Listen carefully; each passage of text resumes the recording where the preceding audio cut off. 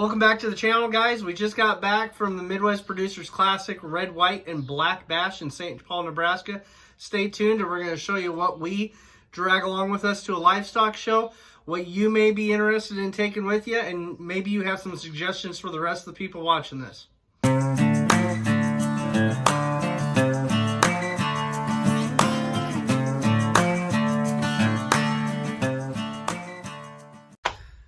All right, so I thought it may be as easy to do this when we got home. Currently, I'm experiencing a little bit of shade.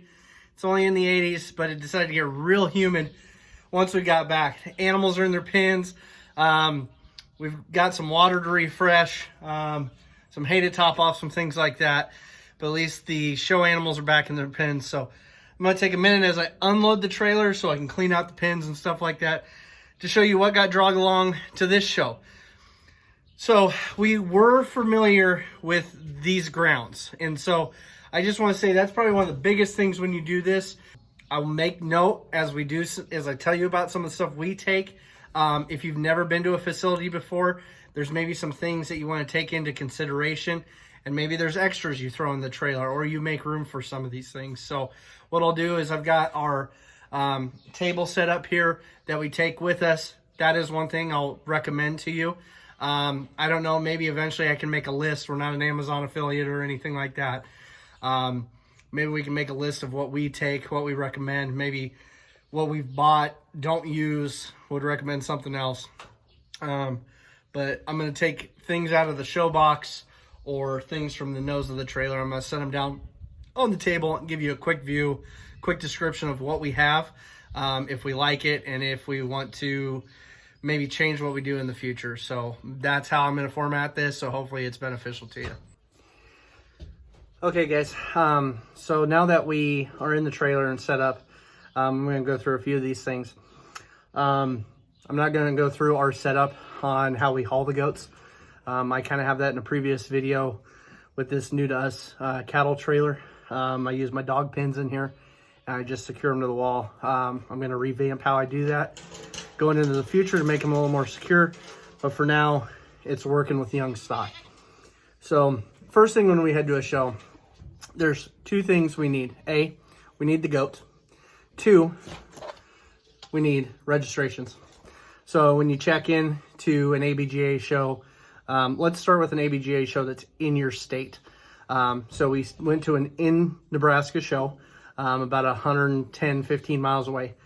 So we didn't have to do health papers this time. But what we took with us is everybody's current registrations. Now, sometimes you'll have a temporary with, influxes into the ABGA or something like that. Usually most of us know if we are backed up with getting registrations from animals over the winter for kidding and stuff like that. Sometimes you'll end up with a temporary we can print out. Most places will accept that. Usually you're going to have more than one person that is going to end up in that same situation, especially with your new kids, not your yearling division or your seniors. But we want to make sure this travels in the show box or whatever you're using. We'll call it your show box, right?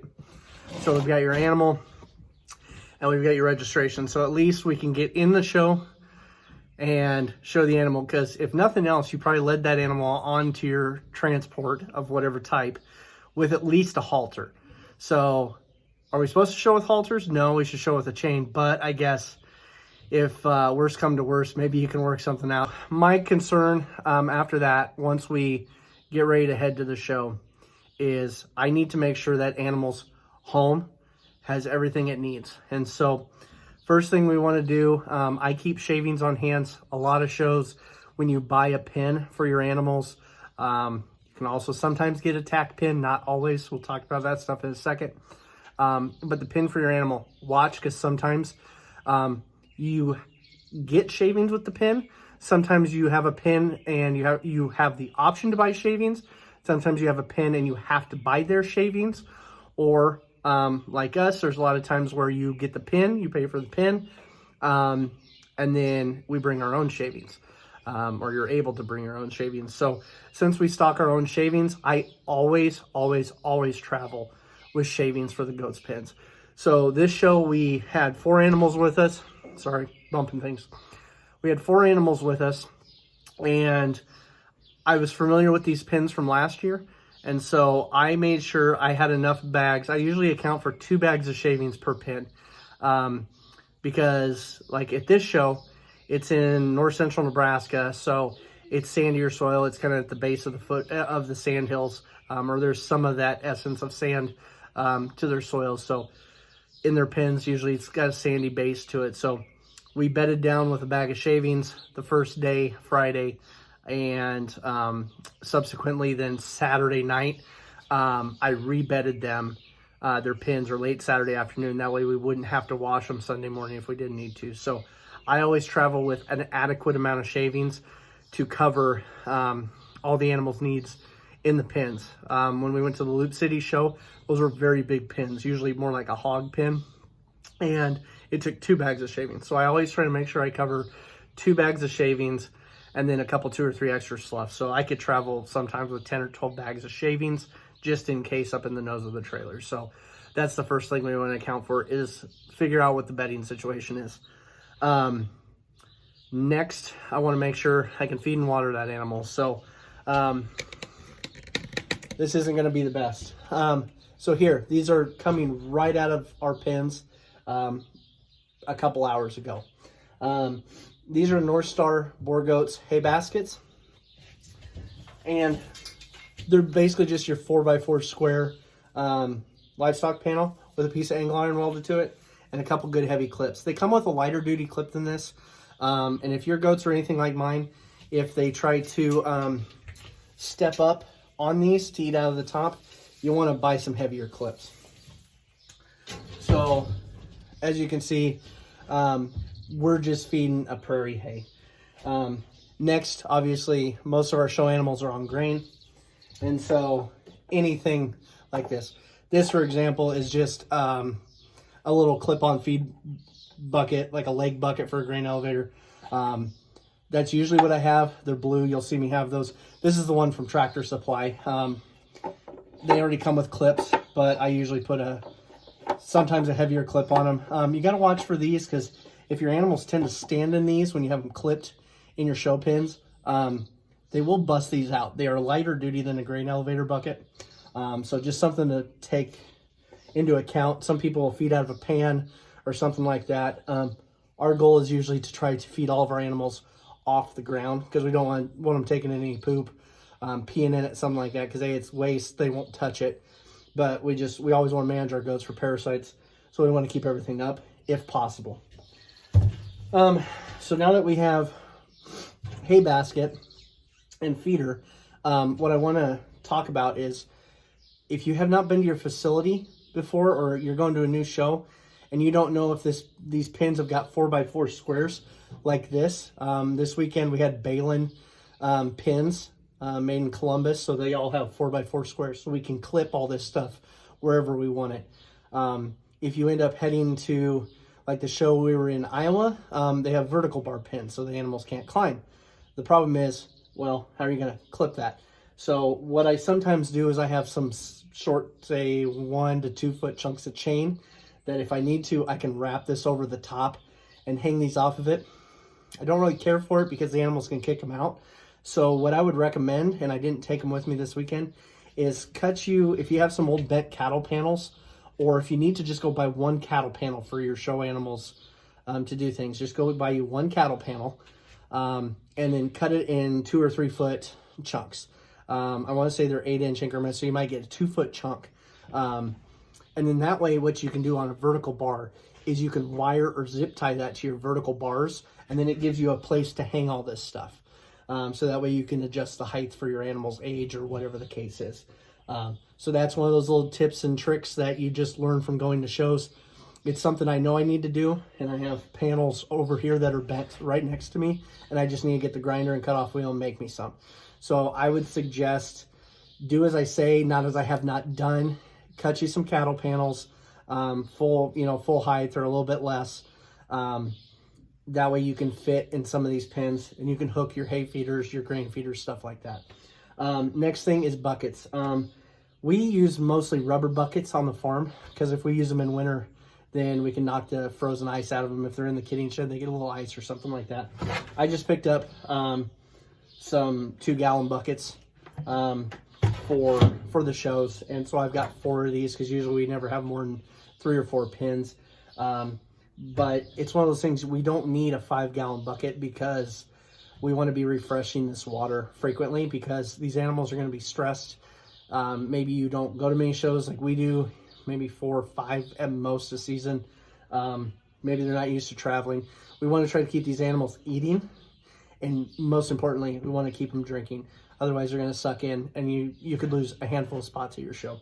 What we've been using in some of our buckets here at home with our show stock, our show string, as you'll hear it commonly referred, is get you something, some kind of electrolyte or some kind of supplement or something that you can put in their water.